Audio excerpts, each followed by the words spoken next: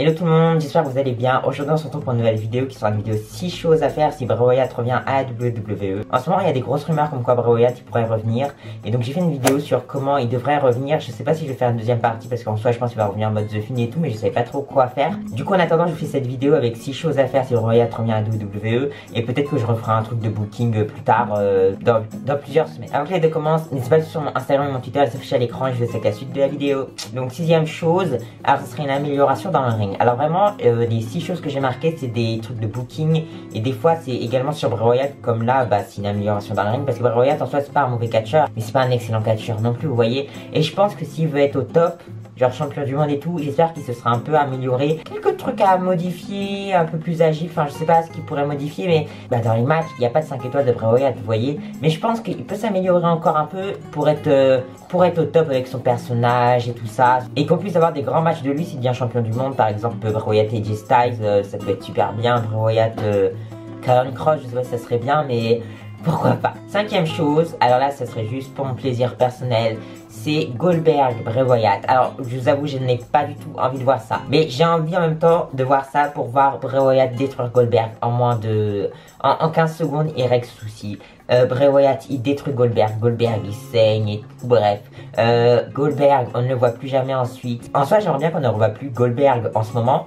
Mais s'il doit faire son retour, il va affronter Wyatt et il perd face à Wyatt, mais très vite. Et Bray Wyatt il domine tout le temps. Goldberg il a même pas le temps de faire un coup que Bray Wyatt le détruit. Voilà, je veux juste voir Goldberg se faire humilier par Wyatt après ce qui s'est passé à Super Showdown 2020. Ça me saoule encore. Quatrième chose, ça serait une évolution du personnage du Fiend, parce que en soi The Fiend c'est un peu un personnage parfait. Mais ce que je veux dire c'est que s'il devient champion du monde, et The Fiend je sais pas comment on peut le faire perdre en fait. Dans un match à plusieurs, enfin, je sais pas trop. En soi, ça a déjà été fait à Payback, mais bon, c'était déjà un peu le début de la fin du film. Donc pourquoi pas une évolution du personnage, genre, comme ils avaient fait avec la rivalité avec Randy Orton, je crois c'était en mode The Fiend, il a toujours été pareil, mais ensuite il a été brûlé, il a eu un nouveau costume et tout. J'aimerais bien que ça continue une évolution au fur et à mesure du personnage, qui reste pas tout le temps le même. Même si en soi c'est super divertissant et tout ça, j'aimerais bien que ce personnage il avance quotidiennement. Troisième chose, ça serait concernant les épisodes de la Firefly Funhouse. C'était, vous savez, les poupées. Ça serait bien qu'ils gardent déjà toutes les poupées. Et même, enfin je sais même pas si c'est des poupées, mais on va les appeler les poupées. Et qu'ils gardent le personnage de Vince McMahon. Genre il y avait une poupée de Vince et tout. Et Bray Wyatt il avait l'air un peu effrayé de cette poupée. Ça serait bien qu'ils gardent cette poupée, mais en mode il l'humilie un peu comme en soi c'est Vince McMahon. Et du coup je sais pas comment expliquer. Genre en mode The Fiend il a perdu face à Randy Orton à WrestleMania 37. Et on peut faire une référence dessus en mode c'est à cause de Vince McMahon parce que en soi c'est à cause de lui. Et je sais pas, mais vraiment utiliser cette poupée de manière assez intelligente, je pense que ça peut être une bonne chose. Également il y a une remarque comme quoi Vince McMahon il le trouvait gros ou je sais pas quoi, il l'insultait. Bref on peut faire des trucs dessus. À chaque fois que les rivalités puissent s'intensifier et que Bray Wyatt, on sent qu'il est pas seul. Deuxième chose, j'aimerais bien que Alexa Bliss et Bray Wyatt ils se réunissent mais pour une courte durée. Genre pas comme avant, là c'était super nul. En soi ça partait bien mais ça s'est mal terminé. Mais les deux ils se réunissent et ensuite ils vont avoir une rivalité avec Scarlett et Bordeaux et Karrion Kross. Il y en a qui disent que c'est un dream match, alors je sais pas ce que ça enverrait dans le ring, mais niveau personnage c'est vrai qu'ils se ressemblent un peu entre guillemets, c'est des personnages dark. Et donc pourquoi pas s'affronter en tag team mixte, match je sais pas quoi là. Et ensuite avec sa Bliss, grâce au Fiend, elle retrouve sa gimmick de goddess, je sais pas ce qui se passe. Mais à chaque fois que The Fiend il affronte quelqu'un, le personnage il évolue de l'adversaire.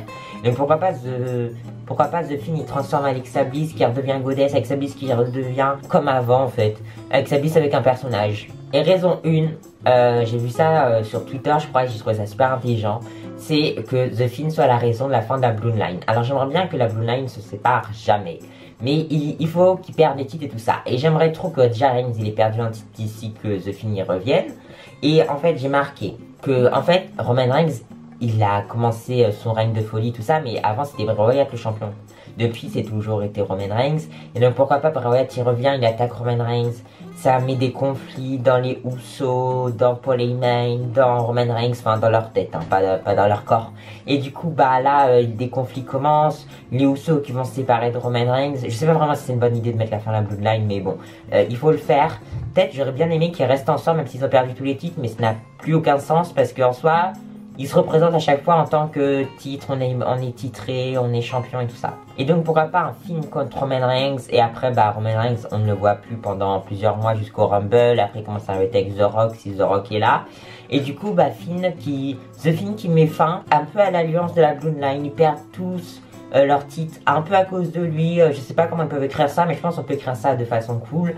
Moi vraiment je n'ai pas vraiment d'idée comment ils peuvent écrire ça, mais ça peut être une bonne idée. Du coup voilà, c'est la fin de cette vidéo, j'espère que vous aura plu. N'hésitez pas à me dire en commentaire un truc que vous aimeriez voir lorsque The Fiend va faire son retour. Et donc bah moi je vous dis bye à une prochaine vidéo, bye.